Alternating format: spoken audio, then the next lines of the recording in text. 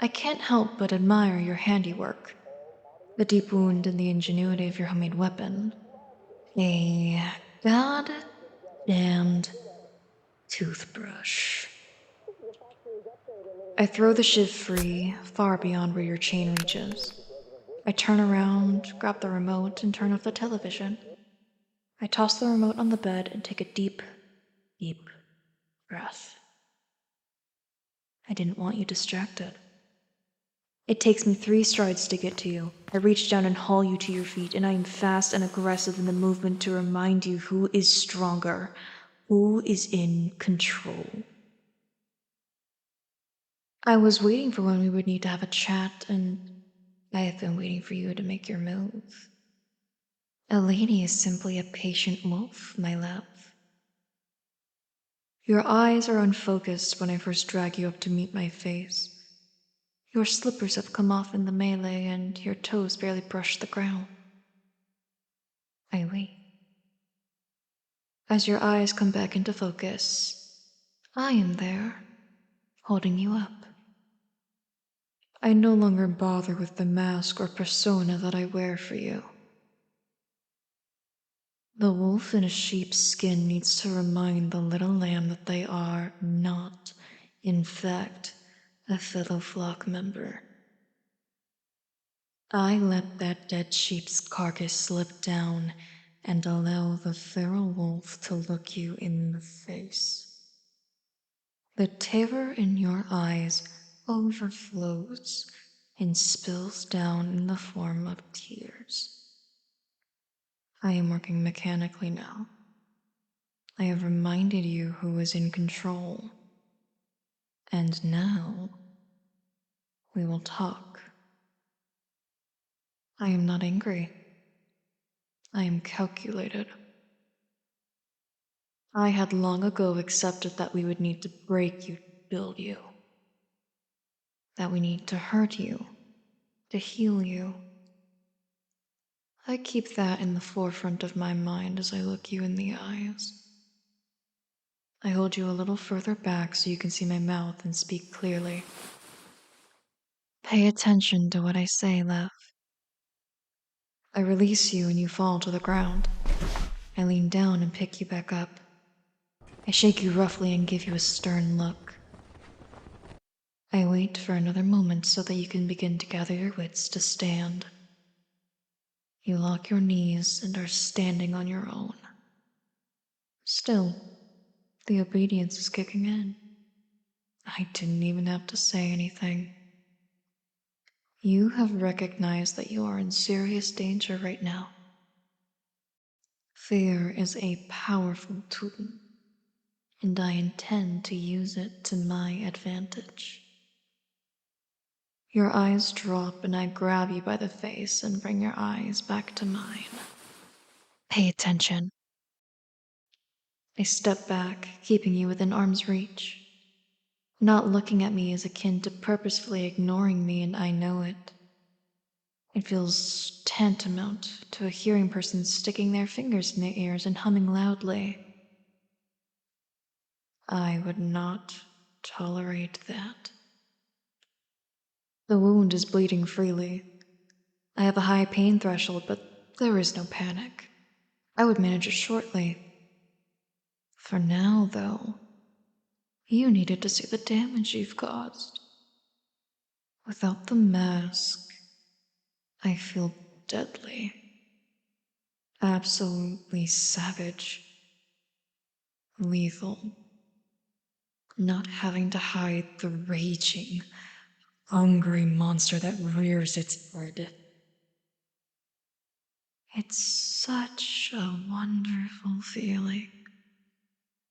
You are trembling and tears are falling. But you don't dare drop your eyes again. I feel a sense of pride. I don't care if it is bravery or foolishness that has you meeting my gaze. It stirs a fire within me, and I flash a disturbing smile before returning to my stoic self. A single puncture wound in that location wouldn't take me down. It hurts like a motherfucker, but I simply ignore it and look over you first. You look alright, but I know there will be bruises tomorrow in the coming days. The short pile rug is not thick enough to really pad you from the cement underneath. I take a deep breath. And soften my eyes and slide the mask back into place. I move slowly so as to not scare you any more than I have. When my hands come up, you still flinch. I shake my head minutely. I tidy up your hair and tuck it behind your ears. I let my hands cup your face and tilt it up so I know that you are watching me. This time, I speak and use sign language where I can. What was that? I thought we were doing well. I thought you understood. Have you just been pretending to be loving with me lately? You were happy. We were happy. You were just getting close to me to get the keys, that's it. What would you have done if you had succeeded, love? What would you have done? What would you do? Where would you go? Run? Run away? Run to the police? Have me arrested and in jail after a long, painful trial, reliving this over and over again, as you're made to repeat the story to countless police officers? In a crowded room to countless strangers, being questioned over and over again by lawyers, attacked for your character, questioned by people who think you're lying. Even if you tell them the truth, they will fight you every step of the way. And what do you say? She was my girlfriend. She kept me clothed. She kept me fed. She gave me presents. Oh, and I stabbed her. Even if you get me put away, would you want to remember that forever? Searing that into your brain. Then you go, live your quiet life, try to rebuild. Maybe move somewhere to start over. Maybe even go so far as to change your name, try dating and get married. Maybe get a big dog for protection. Keep pepper spray in your purse out of paranoia. And then? What will you do? Where will you go? Where will you run to? You are too fucking late, love. No matter how far you run or where you go, it is too fucking late. It doesn't matter if I'm gone. Not anymore. I will forever live in that head of yours, in every memory. Every time you do something new or something old, you will be thinking of me, comparing every person to me. A customer behind you in line, a date, girlfriend, a boyfriend, a coworker. They are all me. You will see me in everyone. You will see me everywhere. You will remember me. Forever. You won't be able to erase me. Is that what you really want? To live in fear all of the time? Because your mind, your memories, and those people out there will put you through more torture and pain after this than anything I may be capable of. Do you understand, love? I am everywhere. I am everyone. I am everything. You can't escape me. You're too late. You will spend the rest of your life afraid of your own shadow, never trusting anyone ever again. Is that what you want? I love you. I don't want you to suffer like that. I don't want you to hurt like that. I don't want you to do that to yourself. I don't want the memory of me to hurt you. I don't want to hurt you at all. I don't want you to be afraid of me. I want to take care of you. I want to protect you. I want to love you. I want to keep you safe. I never want to hurt you. I love you. I know you're not ready to love me back yet, but I'm hoping that one day you'll love me back. For now, though, I can love you enough for the both of us. I am a very patient woman, love. I can wait. You are worth waiting for, even if you don't think you are. You keep wanting to run away from love and away from me. Do you understand? What would you have done if you'd killed me? Perhaps that's what you wanted. To kill me and take the keys. Or maybe not kill me, but what would have happened if you had stabbed me only to accidentally kill me, love? You would have died. Do you understand, love? If you had succeeded, you would have died. Did you know that when people are imprisoned and their captors die, that long after when the captives' bodies were found, they had found clear evidence that they had resorted to eating themselves, to cannibalizing themselves as a last desperate act to stay alive? It has even happened frequently enough that it even has a name. It's called sarcophagi. I pause on signing once I fingerspell the word sarcophagi. I pull my shirt down to show you that I am not wearing a necklace or a lead with the keys on them. I empty my pockets and turn in a full circle and pat my legs. I show you my empty hands. There are no keys, not in my pockets, not hanging from my neck, not tucked away on my body. And I let that sink in. What would you have done if you had killed me, love? You would have looked for the keys and realized that I didn't have them, that I don't have them. I don't have the keys. You could have killed me and yourself tonight. You could have died. This is why you need me to help you. You don't think that far ahead. You're not capable of it. You're rushing and constantly in survival mode. I get it, love, I do. It's because you're a survivor. I know you are. And I love the fact that you are. But you're always rushing, always thinking just one step more, trying to make it one more step. When you're over the bridge after you've jumped and you're free falling, you don't think about how you're going to be thriving in 5 years, how you've made it past all of that strife and turmoil.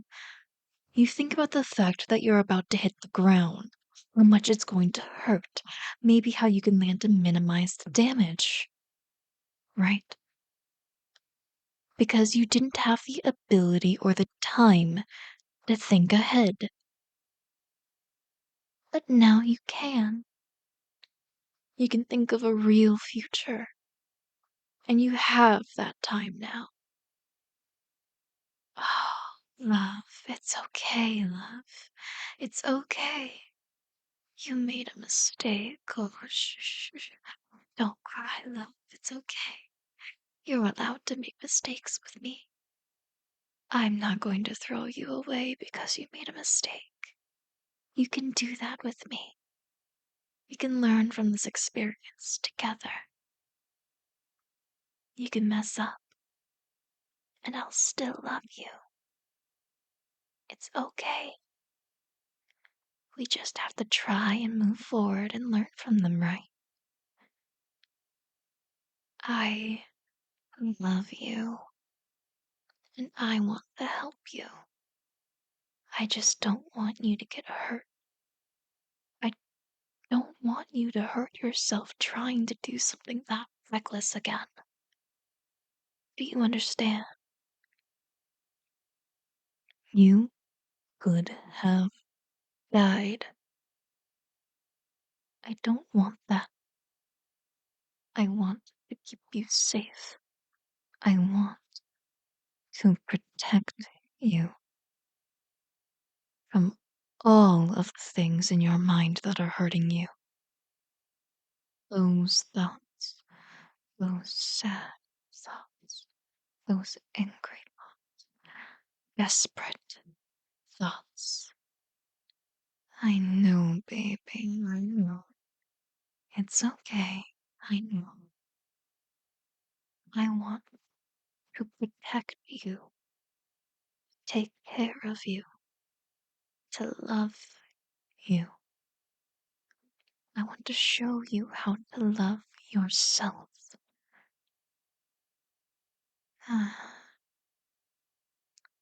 It's been a long day, hasn't it?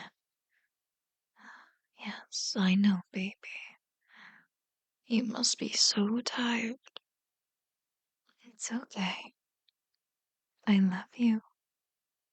I'm going to go and peel a tangerine for you and bring you a hot chocolate. Then I'll be back, okay? I think you need something sweet after all of that sour, huh? Why don't you lay down here, love?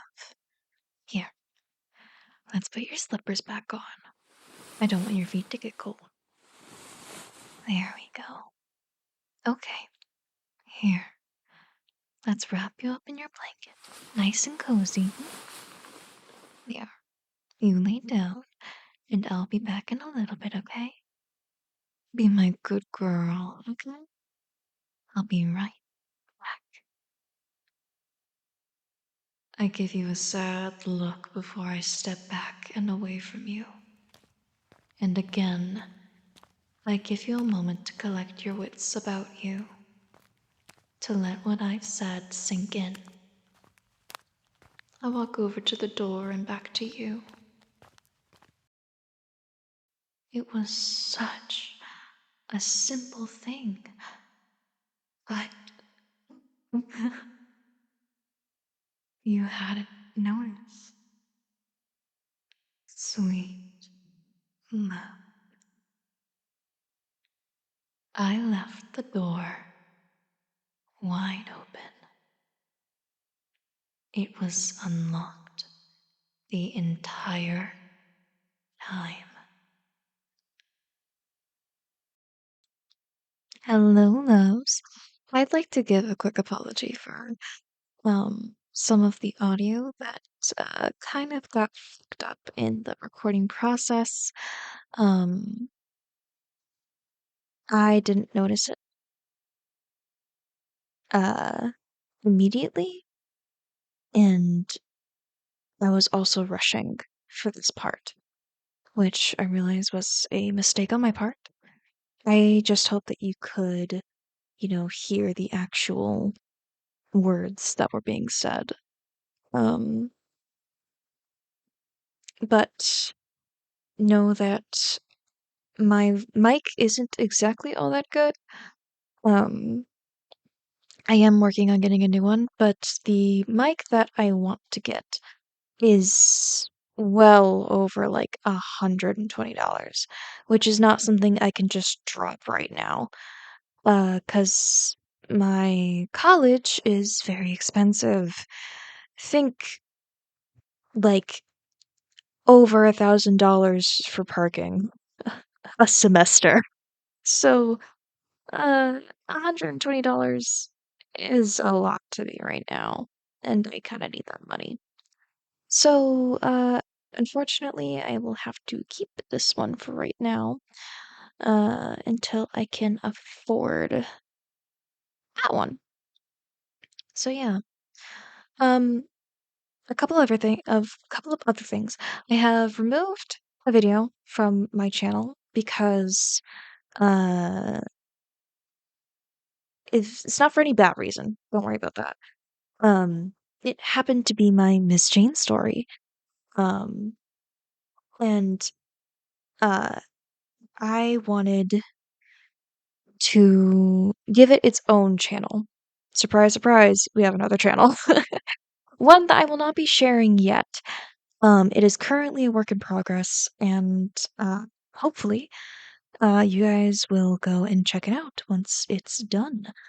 Um, we are currently pulling together voice actors, and we're currently pulling together a bunch of people for this project. Multiple projects, installments of the same project, really. Um, there's a new Discord for it. There's a lot.